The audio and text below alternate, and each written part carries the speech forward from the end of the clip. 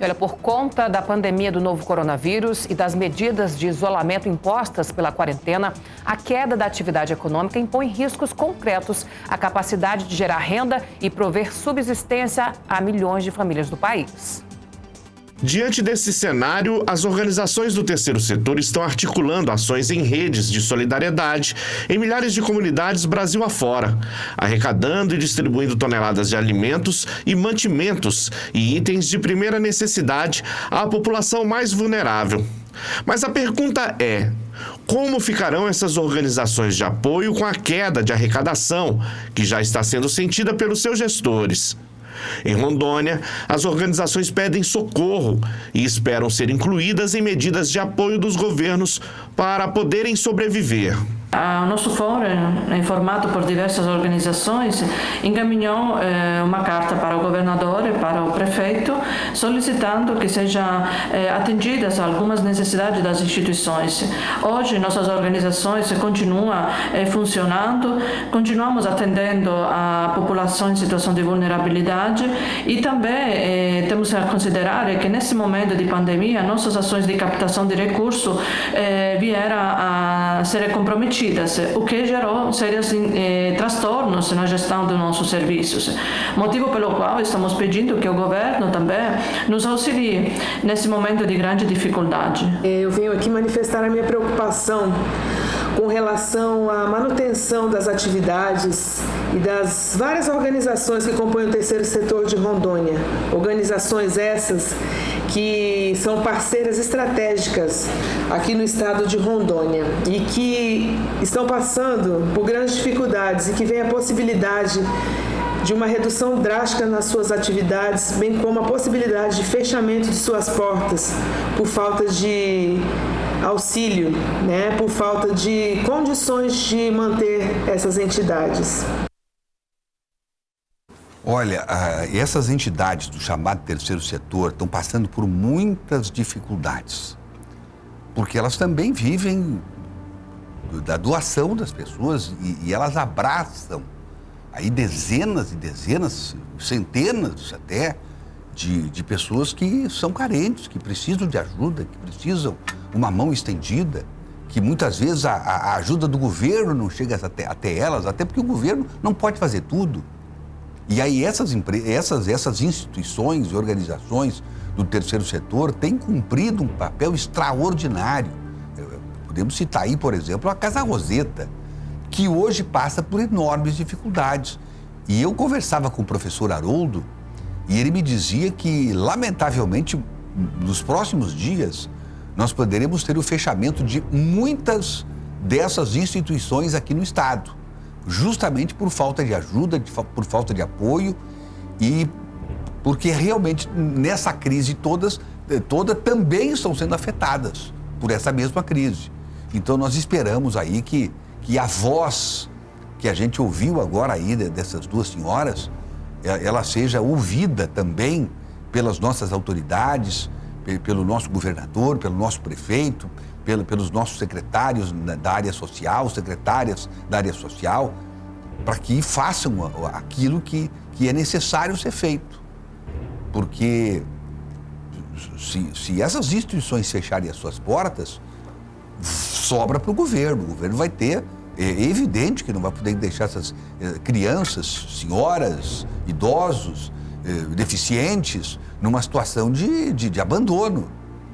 Então é muito mais fácil essas organizações continuarem tomando conta de quem precisa com o subsídio dos órgãos oficiais, pelo menos nessa fase aqui mais difícil, do que os órgãos oficiais terem que assumir de fato e de direito a situação lamentável dessa gente. É o que a gente espera. A Mary Santos me faz uma observação aqui, ela recebe uma ligação do professor Álvaro, é isso? Isso, secretário Álvaro Mendonça, de integração do município, ele disse que a prefeitura já vinha fazendo esse trabalho de fiscalização do comércio desde abril, né? E então é uma continuidade do que já vinha acontecendo. Inclusive alguns restaurantes que insistiam em abrir de forma que não ia de encontro com o decreto foram fechados, bares também que estavam aí, né, também indo contra o decreto.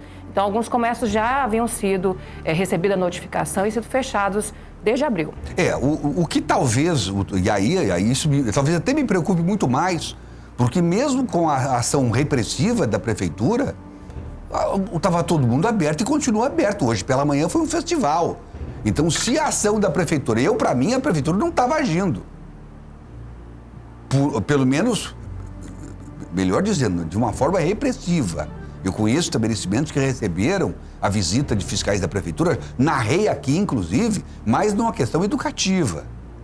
Só que, por exemplo, depois desse último decreto do governador, todo mundo continuou aberto. Ninguém deu bola.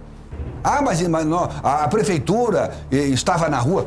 Mas, lamentavelmente, aí me assusta mais ainda, porque a população parece que não tem medo do poder de polícia, da fiscalização da prefeitura e da própria polícia que vai junto. Então, isso é mais preocupante ainda. Não é uma crítica à prefeitura, não. É uma crítica a nós, sociedade, que não estamos seguindo o que diz o decreto e também a ação da prefeitura que parece não existir. Porque, como eu acabei de narrar aqui, mostrei esse áudio hoje na rádio. O Clévio Serafim apavorado ali na Jatuarana, com a Jatuarana toda, segundo ele, parecendo véspera de Natal. Então, a ação da fiscalização não está metendo medo em ninguém. Fecha aquele, mas tem mais 50 do lado que continuam abertos. É preocupante isso. Eu estou mais preocupado agora do que antes. Porque quando tem a presença da autoridade, agora vai chegar a autoridade, todo mundo vai se ajeitar. E não estão se ajeitando. Lamentavelmente, é isso que nós estamos observando. E repito, é crítica à prefeitura? Não.